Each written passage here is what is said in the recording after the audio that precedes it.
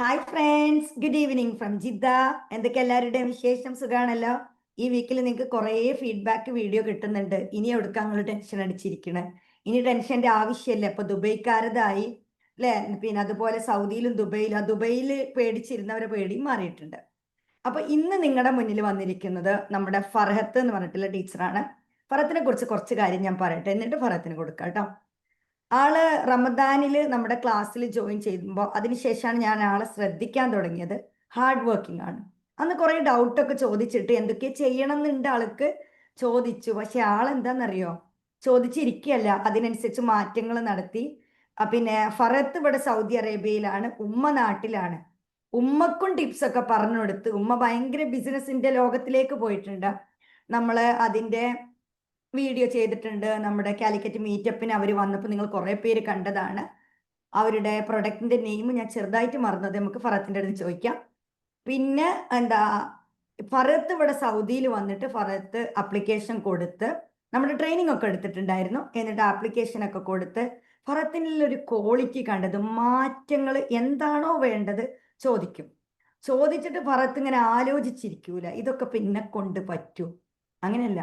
ചോദിച്ചിട്ട് ഫറത്തിലേക്ക് തന്നെ അത് അപ്ലൈ ചെയ്യാണ്, എന്നിട്ട് മാറാൻ നോക്കുകയാണ്.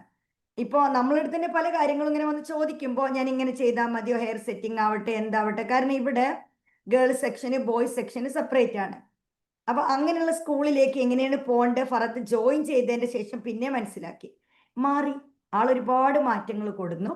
അപ്പോൾ എനിക്ക് വേറൊരു കാര്യം പറയാനുള്ളത്, നമ്മുടെ വീഡിയോയിൽ വന്ന് നിങ്ങൾക്ക് ഇങ്ങനെ പറയുമ്പോൾ ആളങ്ങനെ വീഡിയോയിലൊന്നും വരുന്നൊരു ഇതല്ല.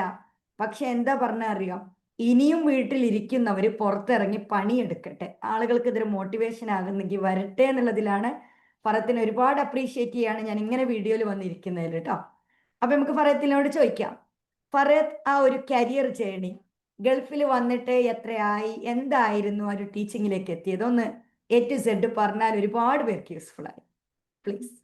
Hi everyone. ഹായ്. ഞാൻ 5 വർഷം മുമ്പെയാണ് സൗദിയിൽ എത്തിയിട്ടുണ്ടായിരുന്നത്.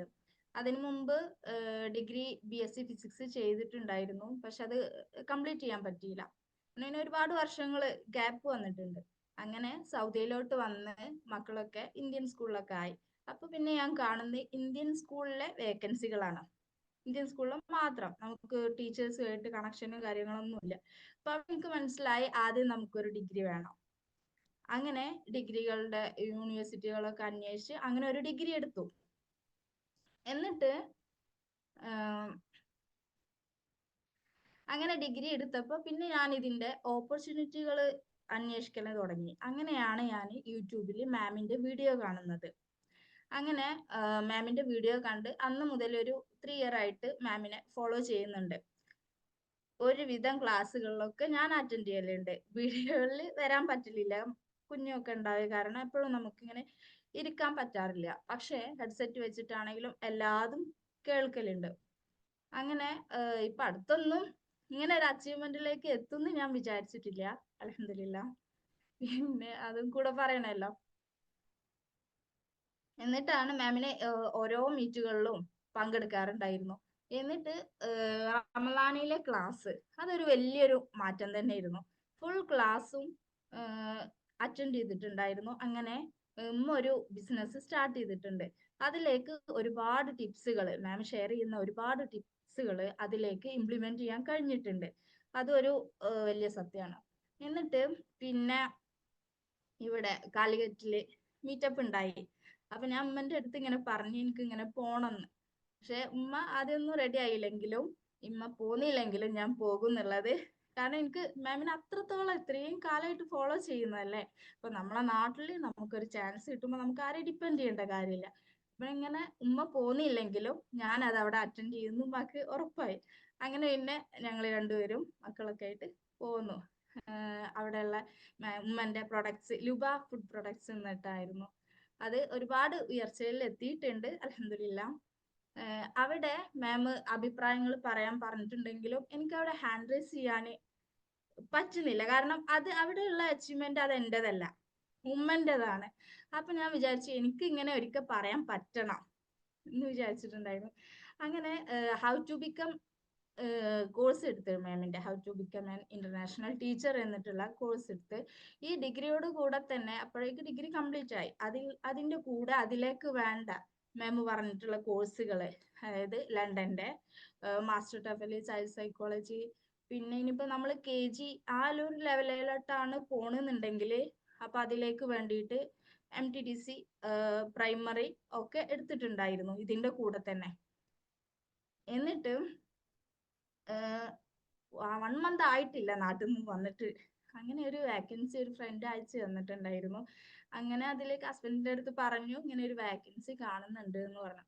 അപ്പൊ ഒരുപാട് കാലത്തെ ഒരു ആഗ്രഹമാണെന്ന് അവർക്കും അറിയാം. അങ്ങനെ അപ്ലൈ ചെയ്തോ എന്ന് പറഞ്ഞു. അങ്ങനെ ഞാൻ അപ്ലൈ ചെയ്തു. അവരപ്പൊ തന്നെ നെക്സ്റ്റ് ഡേ വരാൻ പറഞ്ഞു. അപ്പോഴേക്കും ഞാൻ ഡ്രസ്സും സെറ്റ് ചെയ്തിട്ടില്ലേ, സെറ്റ് ചെയ്യണം എന്നൊക്കെ വിചാരിച്ചിരുന്നിട്ടുണ്ടായിരുന്നുള്ളൂ. കാരണം ഞാൻ അങ്ങനത്തെ ഒരു ഡ്രസ്സും കാര്യങ്ങളും ഫോളോ ചെയ്യുന്ന ആളല്ല. അതുകൊണ്ട് തന്നെ അങ്ങനെ ഒരു പിറ്റേ ദിവസം വരണം എന്ന് പറഞ്ഞപ്പോ തലേ ദിവസം മുതൽ എന്തെല്ലാം കാര്യങ്ങൾ നിങ്ങൾ ചെയ്യണം എന്ന് ഉള്ള കാര്യങ്ങളൊക്കെ പറഞ്ഞിട്ടുണ്ടായിരുന്നു മാം. അപ്പൊ അതുപോലെ തന്നെ നേരെ ഷോപ്പിലോട്ട് പോയി സാധനങ്ങളൊക്കെ സെറ്റ് ചെയ്ത് ഇന്റർവ്യൂ അറ്റൻഡ് ചെയ്തു. അവിടെ ചെന്ന് അറ്റൻഡ് ചെയ്യണതിന് മുമ്പ് ആ ഒരു നമ്മളൊരു വെയിറ്റിംഗ് സെക്ഷൻ ഉണ്ടല്ലോ, അവിടെ എന്തൊക്കെ മാം ഒരുപാട് കാര്യങ്ങൾ മാം നിങ്ങൾ അവിടെ ചെയ്യരുത് എന്ന് പറഞ്ഞിട്ടുണ്ടായിരുന്നു. ആ കാര്യങ്ങളൊക്കെ ചെയ്യുന്ന ഒരുപാട് പേര് ഞാൻ അവിടെ കണ്ടു. അപ്പൊ എന്റെ മനസ്സിലുണ്ട് ഇതൊന്നും ഇവിടെ ചെയ്യാൻ പാടില്ല, ഇത് നമ്മൾ അവര് നമ്മളെ ഫോളോ അവര് നമ്മളെ വാച്ച് ചെയ്യുന്നുണ്ട്, എനിക്കിതിങ്ങനെ പറയണമെന്നുണ്ട്, പക്ഷെ ഞാനും പറയാൻ പാടില്ല. കാരണം നമ്മളൊരു ഇന്റർവ്യൂവർ ആണല്ലോ, അപ്പൊ ആ ഒരു ലെവലിൽ നിൽക്കണല്ലോ. അങ്ങനെ ഫോണിൽ ഒരുപാട് കളിക്കുന്ന അങ്ങനെയുള്ളൊക്കെ ആളുകളൊക്കെ കണ്ട് അങ്ങനെ അപ്പൊ അവിടെ എത്തിയപ്പോ ഞാൻ മനസ്സിലാക്കി. അതുവരെ ഞാൻ ഡ്രസ്സിംഗ് ഒന്നും മാറ്റണം എന്ന് വിചാരിച്ചിട്ടുണ്ടായിരുന്നില്ല. അവിടെ എത്തിയപ്പോ മനസ്സിലായി ഈ ലെവൽ ഇവരെ കൂടെ ഇരിക്കണം എന്നുണ്ടെങ്കിൽ ഇങ്ങനെ നമ്മൾ മാറ്റം വരുത്തേണ്ടതുണ്ട്. അവിടെ മനസ്സിലായി. പല നാടുകളിൽ കൂടുതൽ സൗദി സ്കൂളിലാണ് എനിക്ക് കിട്ടിയിട്ടുണ്ടായിരുന്നത്. അപ്പൊ സൗദി ആ ഒരു നമ്മൾ അതിലേക്ക് വരണം, അല്ലെങ്കിൽ നമ്മൾ അതൊരു വേറെ തന്നെ ആയിരിക്കും എന്നുള്ളത് മനസ്സിലായി. അങ്ങനെ പിന്നെ ഇന്റർവ്യൂ ബോർഡിന്റെ മുമ്പിൽ എത്തിയപ്പോൾ ഞാൻ മനസ്സിലാക്കി മാം പറഞ്ഞത് എല്ലാ കാര്യങ്ങളും സത്യമാണ്. കാരണം മാം ഒരുപാട് വീഴ്ചകളിൽ നിന്ന് അവിടെയുള്ള പോരായ്മകള്, അവിടെയുള്ള ഓരോ കാര്യങ്ങൾ നിങ്ങൾ ഇവിടെ വീഴരുത്, എനിക്ക് ഇങ്ങനെ പറ്റിയിട്ടുണ്ട് എന്ന് മാം പറഞ്ഞു തരുമ്പോ നമ്മൾ ആ ഒരു ഇത് ഫില്ല് ചെയ്തിട്ടാണ് അവിടെ നിൽക്കുന്നത്, നമുക്ക് ആ ഒരു വീഴ്ച വരുന്നില്ല.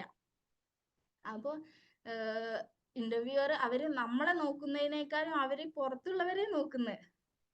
അപ്പൊ നമ്മൾ പുറത്ത് എങ്ങനെ നിൽക്കണം എന്നുള്ളത് മാം ആ കോഴ്സിലൂടെ നമുക്ക് പറഞ്ഞു തരുന്നുണ്ട്. അപ്പൊ അത് വളരെ ഉപകാരപ്പെട്ടിട്ടുണ്ട്. മാമിനെ മീറ്റ് ചെയ്തിട്ടില്ലായിരുന്നെങ്കിൽ ഞാൻ ഇന്ന് ഇങ്ങനെ ഒരു പൊസിഷനിൽ എത്തൂലായിരുന്നു. 100% ഷുവർ ആണ്. ഇന്ന് ഞാൻ ആ ഒരു എംബസിന്റെ വേക്കൻസി കണ്ടിട്ട് ഡിഗ്രി കഴിഞ്ഞ് PG കഴിഞ്ഞ് BEd കഴിഞ്ഞിട്ടായിരിക്കും ഞാൻ അപ്ലൈ ചെയ്യുന്നുണ്ടാവുക, മാമിനൊക്കെ മീറ്റ് ചെയ്തിട്ടില്ലായിരുന്നെങ്കിൽ. അങ്ങനെയാണ് ഉള്ളത്. അങ്ങനെ അൽഹംദുലില്ലാഹ് നല്ലൊരു പൊസിഷനിലാണ് ഇപ്പൊ ഉള്ളത്. ഇനി ഉയർച്ചകളിലേക്ക് എത്തട്ടെ. ഇനി ഞാൻ അവരുടെ കുറച്ച് കൂടെ ക്വസ്റ്റ്യൻസ് ചോദിച്ചോട്ടെ, കുറച്ച് ആ കാര്യങ്ങൾ. ഡിഗ്രി ആ ഡിസ്റ്റൻസ് ആയിട്ടാണല്ലോ ചെയ്തത്, ഇവിടെ സൗദിയിൽ ഇരുന്നു കൊണ്ടല്ലേ ചെയ്തത്? അതെ അതെ, ഡിഗ്രി ഡിസ്റ്റൻസ് ആയിട്ടാണ് ചെയ്തിട്ടുള്ളത്. എന്നിട്ട് അപ്പോ എക്സാമിന് നാട്ടിൽ പോവും അല്ലെ? അതെ അതെ. നാട്ടിൽ പോയി. കേരളത്തിൽ നിന്നാണോ കേരളത്തിന്റെ പുറത്തുനിന്ന് എടുത്തത്? തമിഴ്നാടാ? അല്ല അല്ല, ഇഗ്നോ യൂണിവേഴ്സിറ്റി ആയിരുന്നു. ഇഗ്നോന്നാണ് ഡിഗ്രി എടുത്തിരിക്കുന്നത്. കുറെ അതെ പേർക്ക് ഇഗ്നോന്ന് കിട്ടുമെന്നുള്ള ആ പേടിയും പോയി. ഏതായിരുന്നു ഡിഗ്രി, ഏതിലായിരുന്നു എടുത്തത്? Degree English. ഡിഗ്രി ഇംഗ്ലീഷിൽ എടുത്തു. അത് കഴിഞ്ഞിട്ട് നമ്മുടെ ട്രെയിനിങ് കോഴ്സ് എടുത്തു. അത് കഴിഞ്ഞിട്ട് ലണ്ടൻ കോളേജിൻ്റെത് എടുത്തു അല്ലെ? ഇപ്പൊ അതെ, വർക്ക് ചെയ്യുന്നത് അമേരിക്കൻ ആണോ ബ്രിട്ടീഷ് ആണോ? ബ്രിട്ടീഷ് ആണ്. ബ്രിട്ടീഷിലാണ്. അപ്പൊ ഗ്രേഡ് 2 ആണെന്നല്ലേ പറഞ്ഞ, എൻട്രി ജോബ് അതെ ആണല്ലോ. അതെ പിന്നെ അതെ, സ്റ്റുഡൻസ് ഏത് നാട്ടുകാരാണ്? സൗദീസ് ആണ് സൗദി കൂടുതലും. സ്റ്റുഡൻസ് ആണ്. അപ്പോ ഡ്രസ്സിങ്ങും കാര്യമൊക്കെ ഒരുപാട് മാറ്റം വരുത്തി അല്ലെ? അതെ അതെ. അതെ. അപ്പോ ഒരു കാര്യം ചോദിക്കാൻ, ഇംഗ്ലീഷ് ഭയങ്കര പേടിക്കേണ്ട കാര്യമുണ്ടോ? ഇല്ല ഇല്ല, നമുക്ക് അവരുടെ അടുത്ത് മാം ഇതൊക്കെ പറഞ്ഞിട്ടുണ്ട്, അപ്പോഴൊന്നും വിശ്വാസം വന്നിരുന്നില്ല. അപ്പൊ നമ്മൾ ആ ഒരു എൻവയോൺമെന്റിലാണല്ലോ, ആ അപ്പൊ നമുക്ക് കൈകാര്യം ചെയ്യാനുള്ളത് മതി, അത് നമ്മളെ അടുത്ത് ഉണ്ട്. ആ അതൊന്ന് പൊടി തട്ടിയാല് ഓക്കെയാണ്. അതുമല്ല, അവിടുന്ന് സംസാരിക്കുമ്പോൾ നമ്മളും അറിയാതെ ഫ്ലുവന്റ് ആയിട്ട് അതെ വരും. അതെ അതെ. മലയാളം പറയാൻ അല്ലാതെ ഇംഗ്ലീഷിൽ മാത്രമാകുമ്പോൾ നമ്മൾ ഫ്ലുവന്റ് ആയിക്കൊണ്ട് വരും. നമുക്കൊരു പ്ലാറ്റ്ഫോം കിട്ടാത്തോണ്ടാണ് നമ്മൾ സംസാരിക്കാത്തത്. അതാണ് ഉം. അവിടെ ഇതാക്കുകയാണെങ്കിൽ പ്രശ്നമില്ല. അതുപോലെ ഡിഗ്രി അറ്റസ്റ്റ് ചെയ്തിട്ടുണ്ടായിരുന്നോ? ഇല്ല, അറ്റസ്റ്റഡ് ആയിട്ടില്ല.